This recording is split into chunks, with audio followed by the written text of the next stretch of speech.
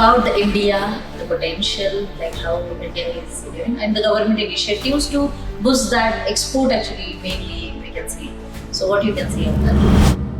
Talking about 5 trillion economy itself, there are huge challenges if you have to be there in such a way from where you can never recover. So you should have that knowledge and you should have that acumen before you move in.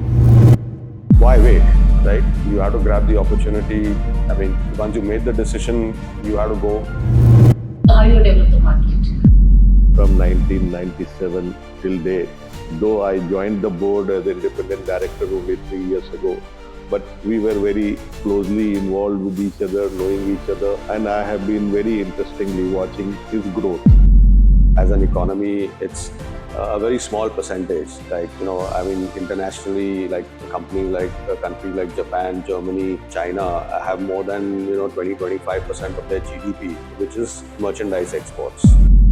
2 trillion has to come from export, and it is expected 1 trillion will be from merchandise and 1 trillion will be coming from service. First year, we did 5 shipments. Today, maybe out of the 5 shipments, I think 2 or 3 were LCL, and we export, I think, in excess of 250 containers.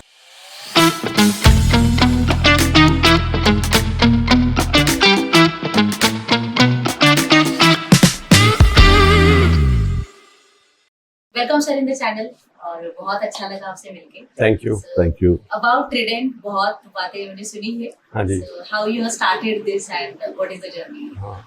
So Trident started as a one-man show in 1997. We started essentially as a marketing associate, for some large manufacturers of tires, to partner with them to, develop new markets and also help them identify what are the products that they need to develop. So it was a journey which started in 1997. So we've been in business now for almost 28 years, and over the years we've evolved and transitioned from being a merchant exporter to being a manufacturer. So which countries you are exporting? So we export to over 35 countries. These, and mainly to developed markets. These are mainly markets in North America, in Europe, Middle East. In Middle East, we have our own operation. We have our own company over there, and we've also, given how the country has been growing, we've not, we've also tried to develop some business in India. So today, about 20% of our sales comes from India, and balance 80% is export. So we're still an export-focused company, but at the same time, we think that our approach has been to have a product focus, and then make sure that wherever there is that product, we try to address those markets. Okay.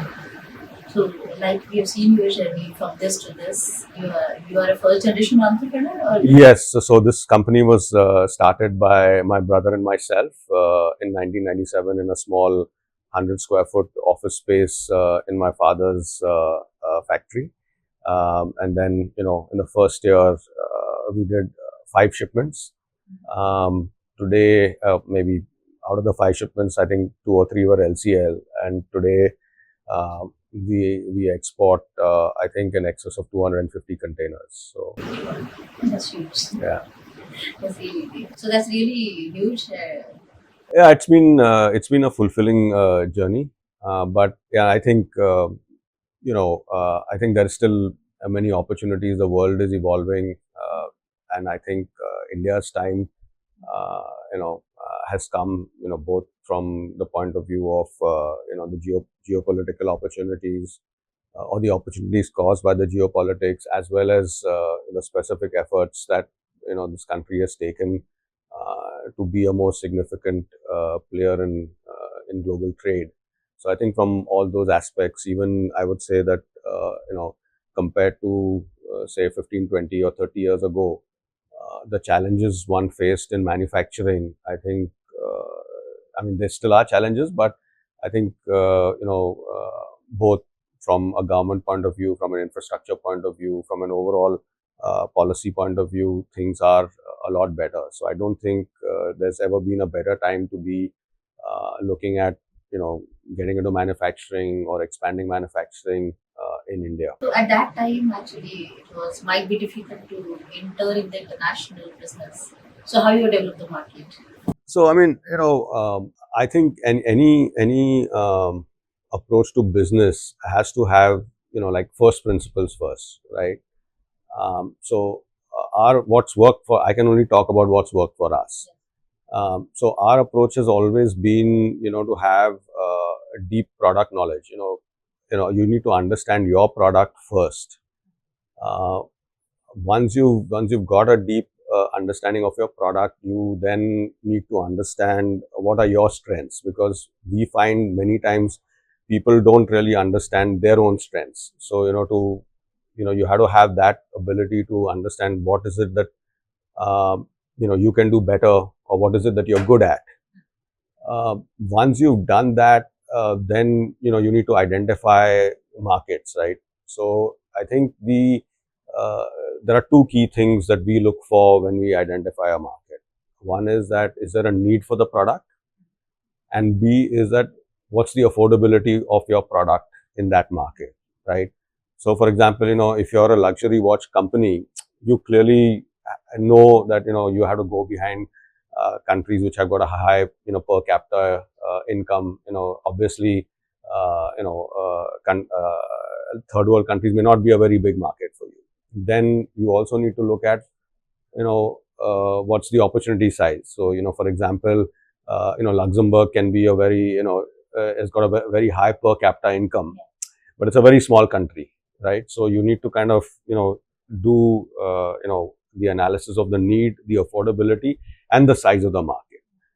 And once you've done that, then I would say identify 10 or 15 key markets where you think that your product has potential, and then do a deep dive in that market. And you also, I mean, again, different products have different aspects to them. So you need to kind of understand, is there a regulatory environment? So if you're an exporter of agricultural products or pharmaceutical products, you need to understand what are the local requirements in terms of whether it's licensing, in terms of meeting certain standards, or are there any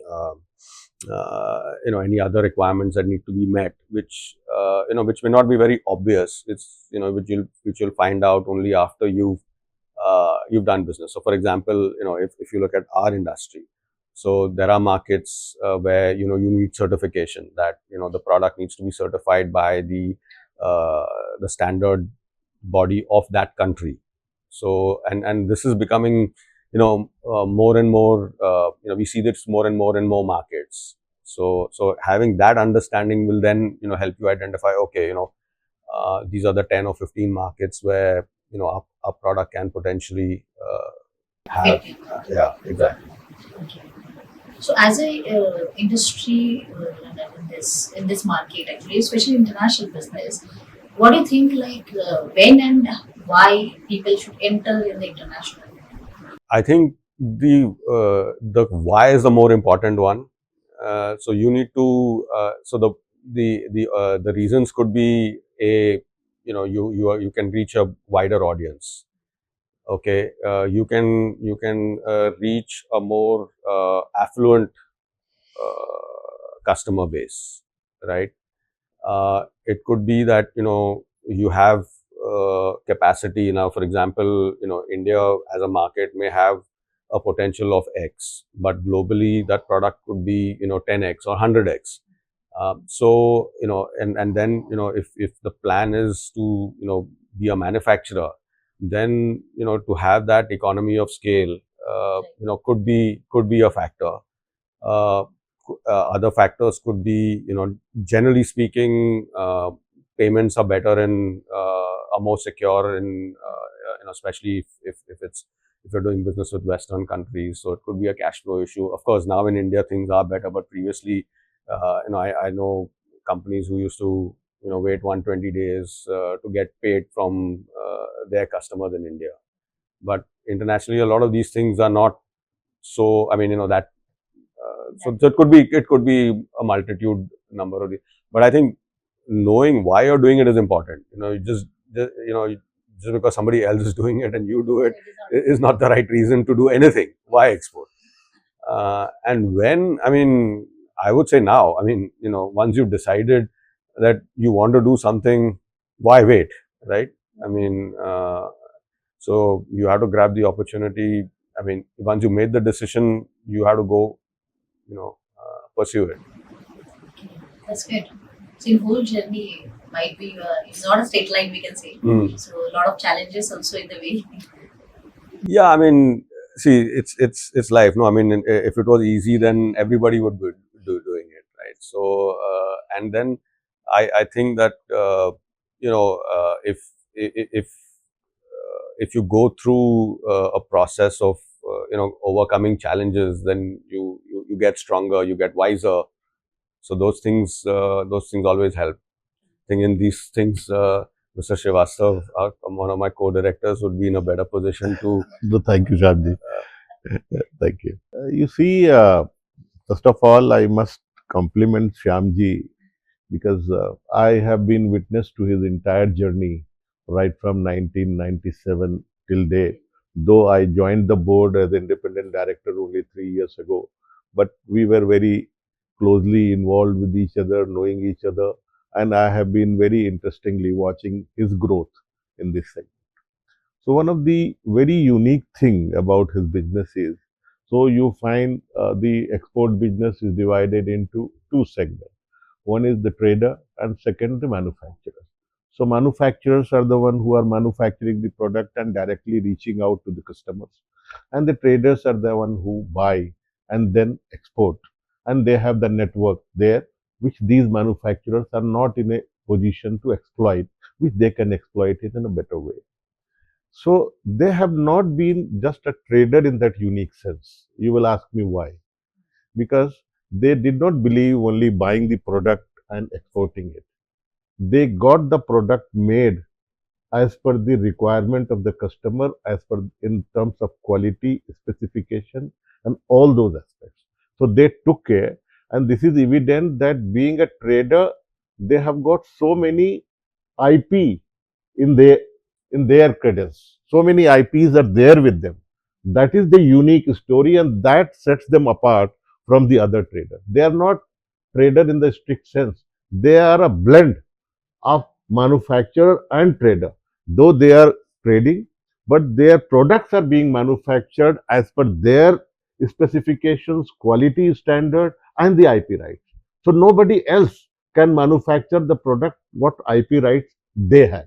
So that is the unique thing about them, and which has been, according to me, in my reading, this is the line which has set them apart, and they are not one of the crowd. They are unique in their approach. That's great. That's really different. Yeah, so that is what will be my observation. That's what I have felt. And second thing is very important, that they have never compromised on the quality. And if a product has been complained by the customer, the first thing is the customer is always right. So first you redress his grievances. Don't start attacking him that your grievance itself is not correct. That is what the tendency is generally. If a complaint comes, so you start questioning the customer only, that how can this complaint come, this thing, that thing, and you get into a defensive mode where you try to defend the product without verifying at your end whether actually there was a quality problem. I think that should be the first and foremost, to investigate at your end first, to check and get into the detail whether this product really had a quality problem at your end. And when you have ticked all those boxes, you may go back to the customer again and then check and verify, okay, let's see where it has gone wrong. But in case you get to know, though, there has been a mistake at my end, acknowledge it, accept it, and give the replacement to the customer immediately. That again is the thing which they have followed to the T.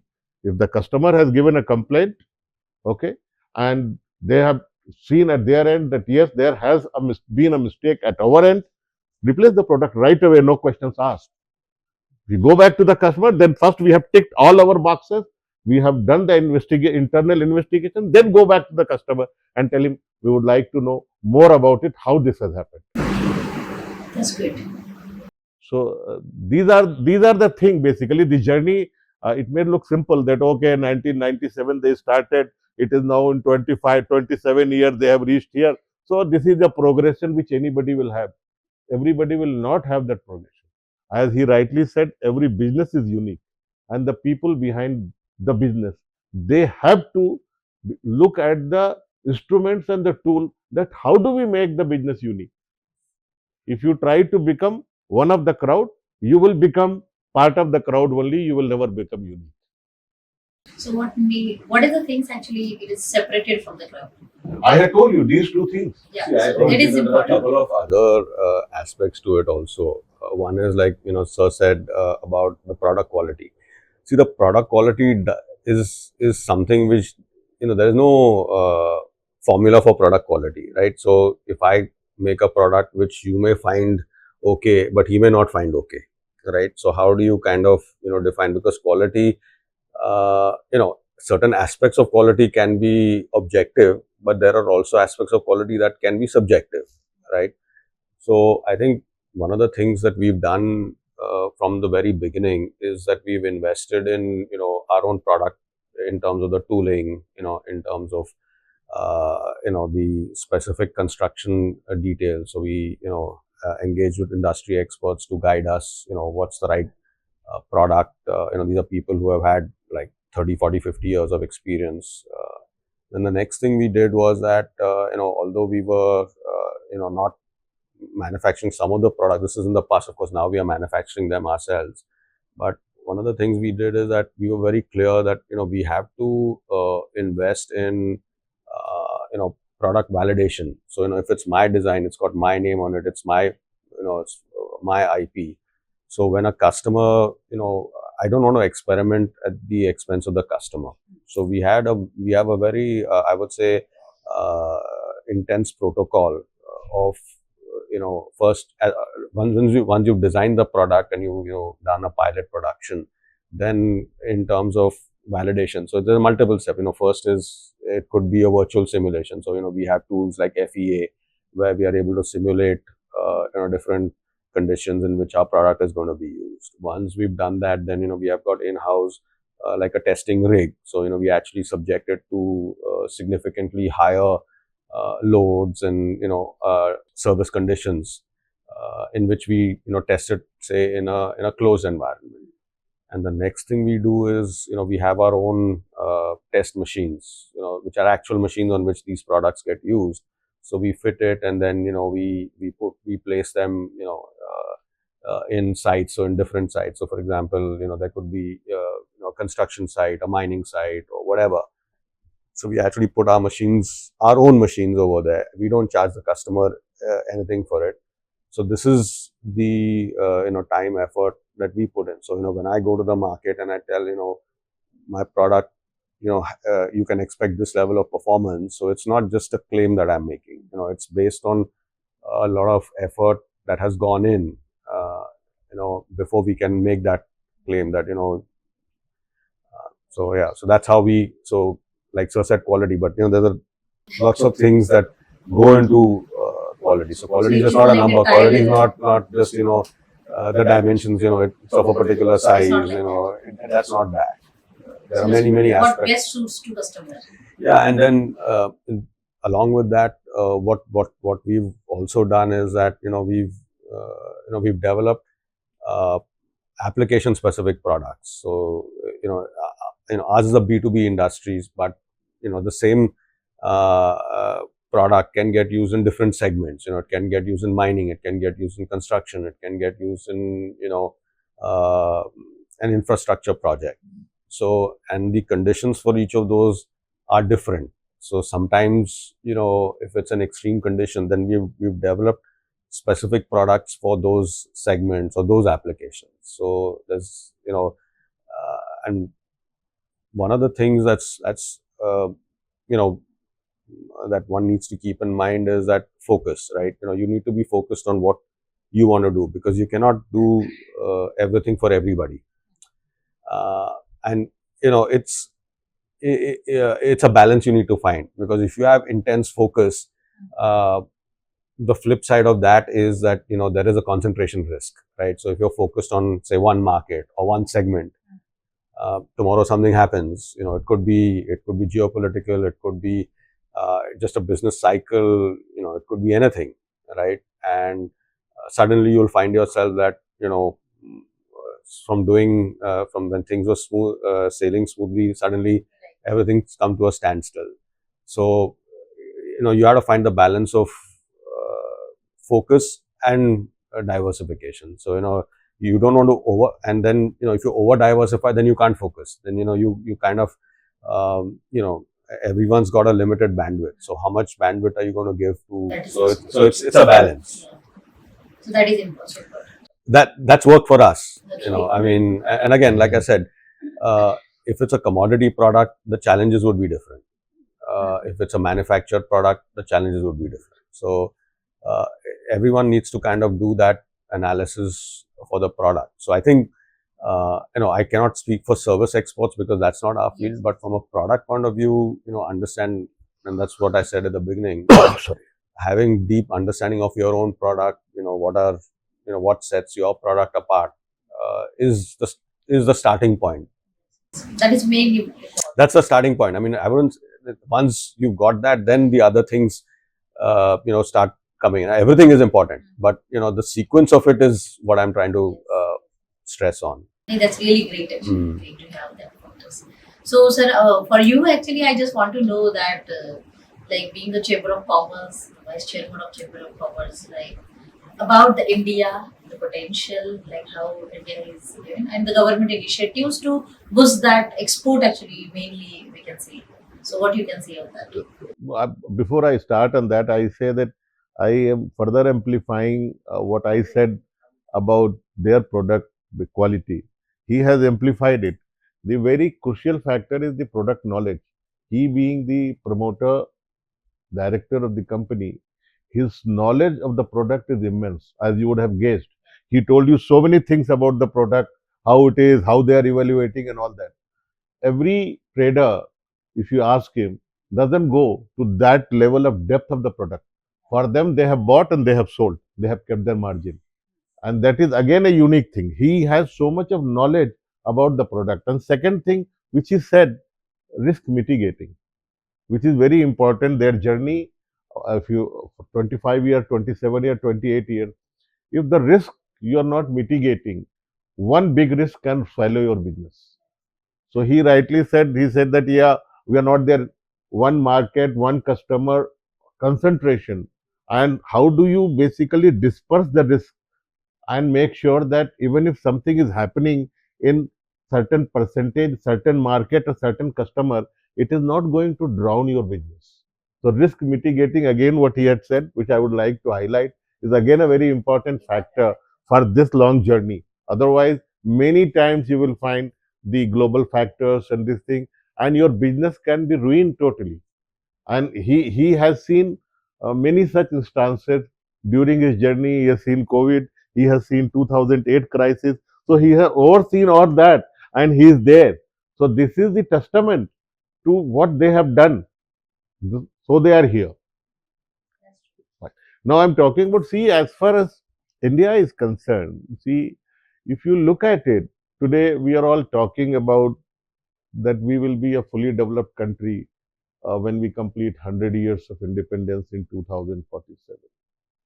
And fully developed country means we will be having a economy of close to 40 trillion, 45 trillion plus. Today, we are aspiring to be at a 5 trillion economy so that we can move to third position, overtaking Germany and Japan. So only China and US will be ahead of us. US, you can't have a comparison, and China, you know at what scale. From 3 to 2 and 2 to 1, journey is not going to be easy, number one. Number two, if you want to really have, or you want to really become a fully developed economy, my our main question is, can you become a fully developed economy just by virtue of having a domestic market? and domestic manufacturing. So if you look at the history, it's never possible. Because if we have to get this kind of growth, you have to be there, that kind of economy, we have to grow in excess of 8.5 to 9. I'm just talking about moving by 2028-29 to become a 5 trillion economy. If you don't grow by 8.5 to 9, 29 will become 30, 30 will become 31. Okay. So you have to grow to that 8.5 to 9% to be there. And then further you have to grow at around 11% to be at 40 plus 45 trillion economy in 2047. Now, is it possible to do it only through the domestic manufacturing and domestic consumption? If you look at the history, it's not possible.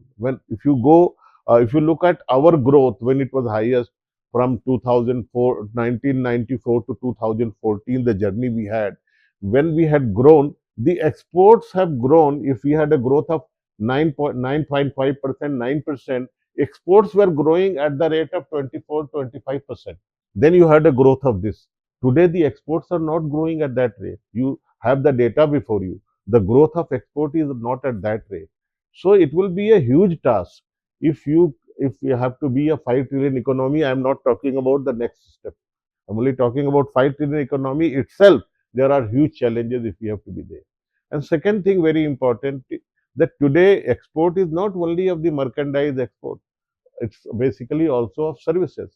So when we are talking of 5 trillion, if you look at the bifurcation, they are talking out of 5 trillion, 5 trillion, 3 trillion, etc. should be from this, and 2 trillion should come from the services.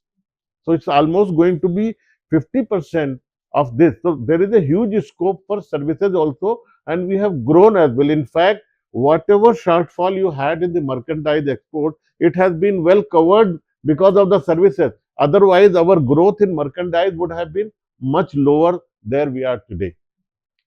So now the question comes that what should we do? I'm saying the government has to be basically a catalyst to ensure that the exports are taking place from here and all the facilities are provided to them. I am not talking facilities means subsidies. I am talking about an enabling environment where the exports take place. Now, if I look at the journey of last 20 years, lot of and as Shyamji has rightly said, lot of improvements have taken place. In custom side, what was the manual today?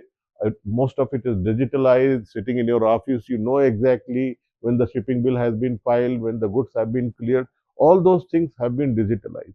But there are still lots of challenges on that side. uh, Challenges on the finance side to make sure that the finances are reaching to the people who deserve to be financed. And third thing is that you see the making their product competitive.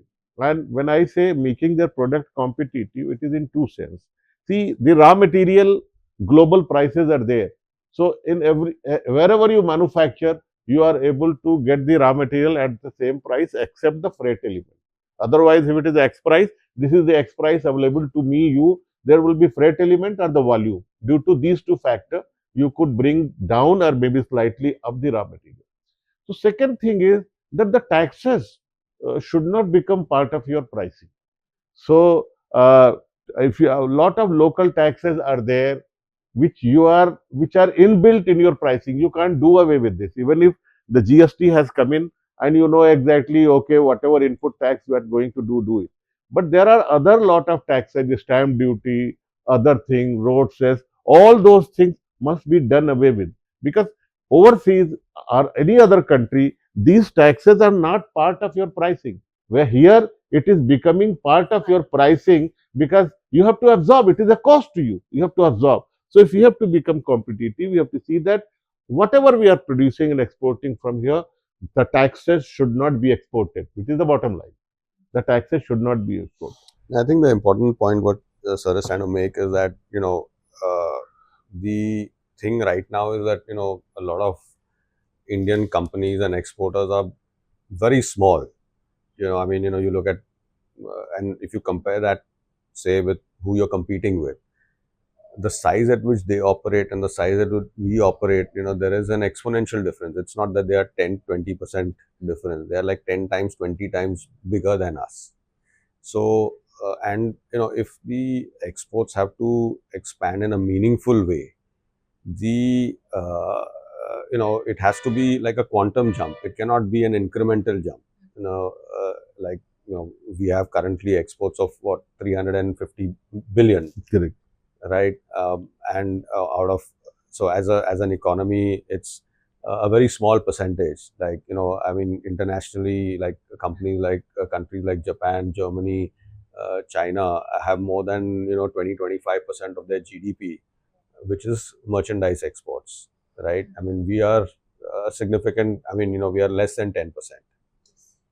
And also the difference is that we are also an import dependent. I mean, our imports today are more than our exports. And given the overall, the world that we live in today, I mean, that from a long term perspective, having strong exports and having those foreign reserves is also, there is a I would say, as a country, it exposes you to other uncertainties. What we saw in 1991.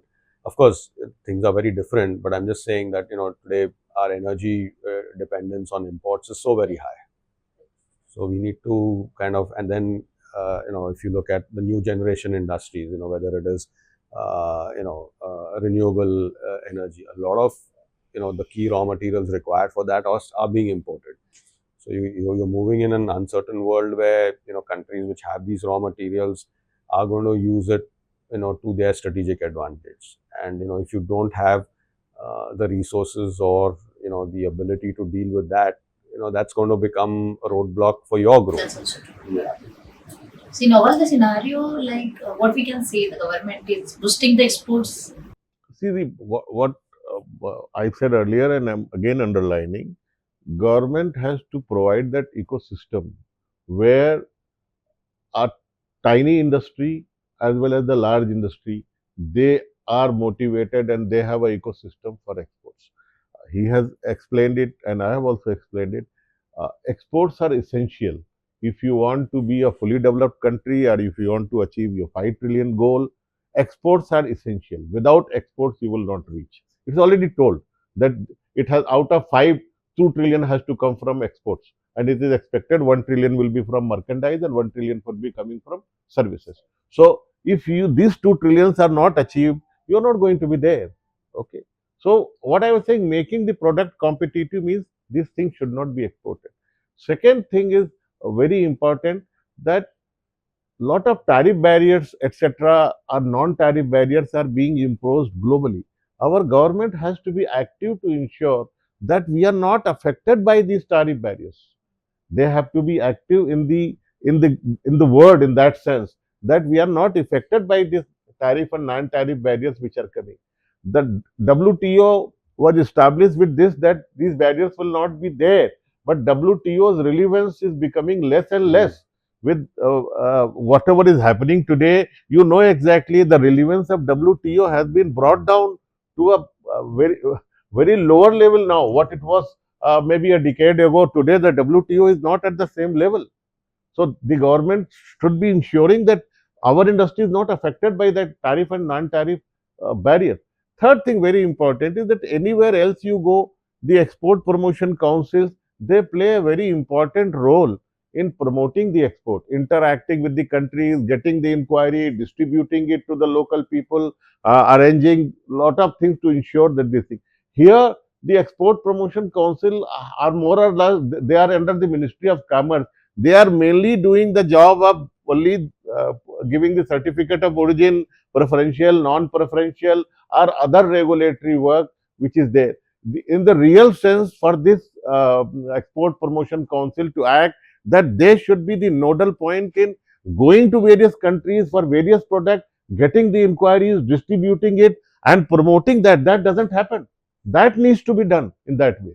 But I think that is where Sushma ji and her organization and your They're trying organization also come in. That they are trying to fill that gap where our role is very limited in the sense I'm telling you. See what happens, that our role is that okay, we can promote training, we can promote seminar, we can, any delegation is coming, we can, the chambers can bring them in, get the, but these export promotion councils have a huge budget being allotted by the government. That budget basically, what they say, okay, if you are going one time, I will reimburse your ticket, I will reimburse your some hotel. It should not be limited to that. You basically play a catalyst. Different countries, you basically, you have that coordination, make sure that all the inquiries are coming to you, and these inquiries are being given to the people here, rather than just paying a regulatory body, because so much of fund is being given at your disposal. I think everyone's role will have to evolve. I mean, everyone has to play their role, whether it is government, whether it is chambers of commerce, whether it is export promotion councils, and of course, the exporters and the industry per se. So everyone has to kind of, Absolutely. do their part. So even otherwise also, this was said that okay, the central side, the state governments have to play a very crucial role in ensuring that I would talk only about Maharashtra, that we become an investment destination. There was a lot of talk 2 years ago that if India has to become 5 trillion, Maharashtra has to give 1 trillion. In Maharashtra has to become 1 trillion economy, and there was a very high level committee uh, established under Mr. N. Chandrasekharan and the Tata Group, and a lot of industries comprising about 20 top people of Maharashtra. They contributed to this entire study and the recommendation. Those recommendations need to be looked at by the government. What they recommended, they had done each sector study, and they had provided lot of recommendation, which I feel quite a lot of the recommendation which have been made by them are quite relevant, and government must look actively on those recommendations rather than just keeping this one of the report, and there is no act on that. First, they have written that if the industry has to become investment destination even for the export, we must ensure the adequate land is provided.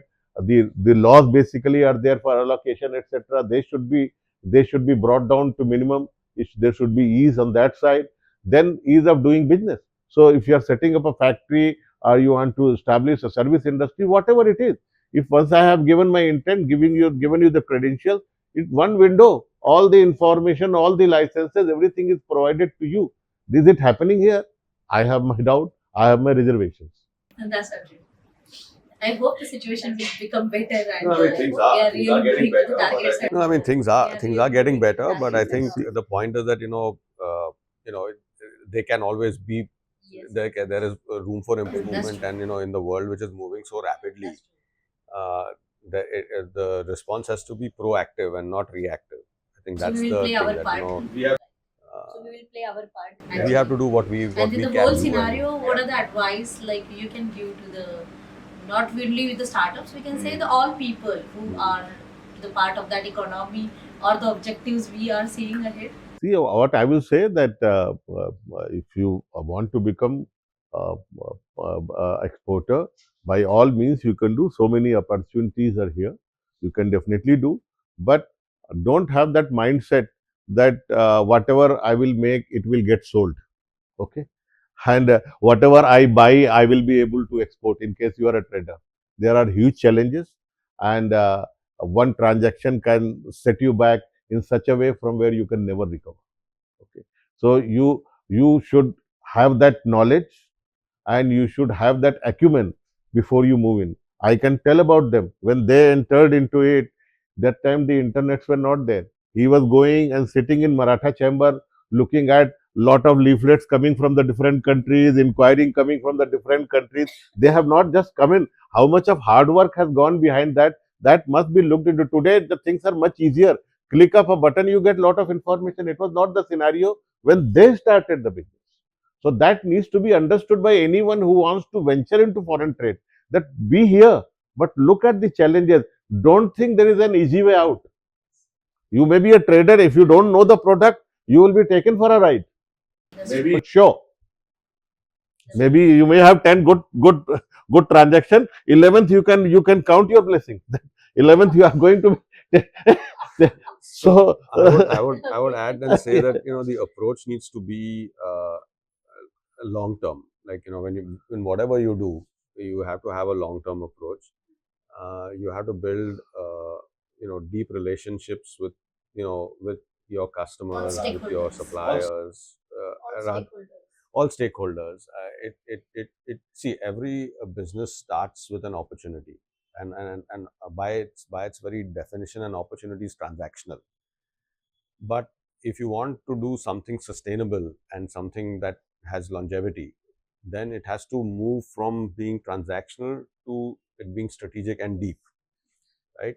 So I think that's one thing that we need to bear in mind, that everything cannot be just a transaction, because then there's no connect, right? I would also say that you have to build your deep customer relationships, right? And for us, I think two or three things I would say is that whenever if you're a company and you try to if you look at, say, China, how China has succeeded, right? So what have they done? They have ensured that they are a part of the supply chain of big and small companies, whether it is a Fortune 500 company or even a small company. Everyone is dependent on China for something, right? So essentially what they have done is that they've embedded themselves in the supply chain, and that's what we need to understand, and that's what we need to do. So if you become a part of the supply chain of your customer, then the growth, he grows and you grow, right? So that is one. And how does that come about, right? So that comes about by building trust, right? And how do you build trust, right? By being open, by being authentic, by building credibility. So these are, and look, these are not unique to export business. This is unique for, this would apply to any business, right? So you have to, so again, for me, it's all about first principles first. If your fundamentals are right, and you can apply that learning or that experience or that wisdom to any aspect. It could be business, it could be personal, it could be anything.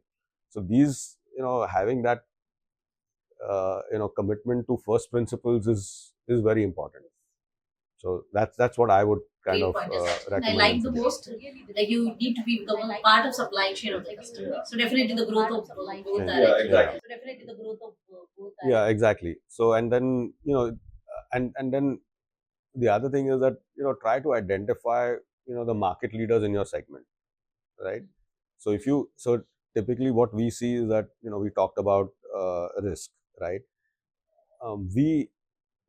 We see that in when markets are down, or when businesses when the business environment is soft, the established players, their business remains the same, or in fact it grows. It's the not so big players, or the not so agile players, whose business goes down. So you identify, okay, in this market, these are the guys who are dominating the market. So they will dominate the market in good times, and in bad times they will dominate even more, because they are strong. So having that aspect. And one last pointer I would say is that uh, just as important as it is to know who to do business with, it's also important to know who not to do business with. So those aspects are also critical. You need to be more specific in what not to do. What not to do, so what if There is a list automatically is know what already not to do, yes. then automatically what to do will will get That's sorted really out. great to So, know a lot of things from you both actually, and I hope the audience will get a lot of learnings and insights what they need to do and not to do actually, and a lot of others. Thank you so much Thank you. for being here and your time. thank so you. much. Wonderful.